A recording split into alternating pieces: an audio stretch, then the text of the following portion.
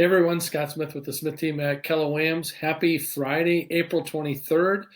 Grass is green, birds are chirping, sun is shining.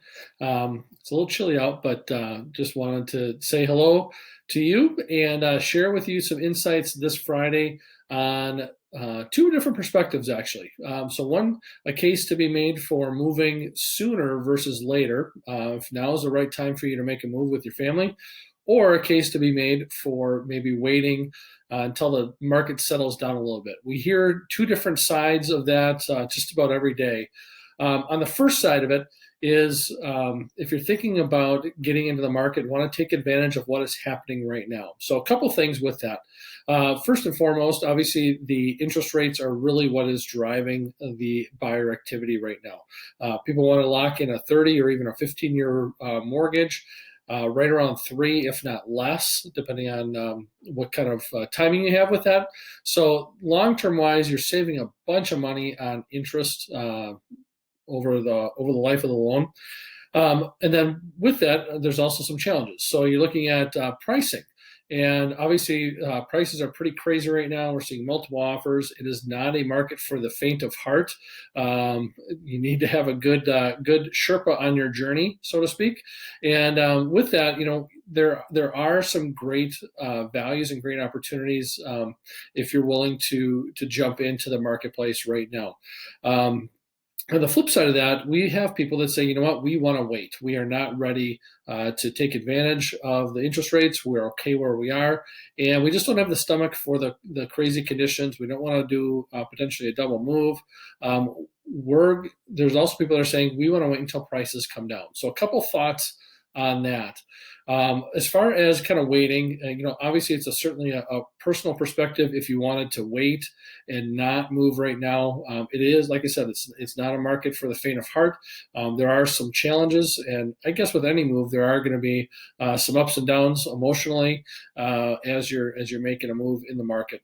Some buyers were hitting a home run and getting their offers secured the first time we offer. Some were writing 10, 12 offers before we get one to stick in a competitive environment.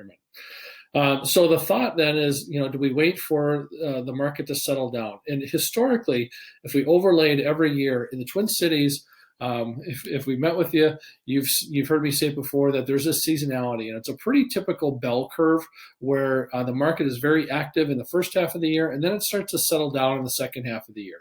Fall is a great time when the market does settle. There's fewer buyers, but there's also fewer listings that are coming on the market. So if you can even imagine that right now, it certainly has some challenges there.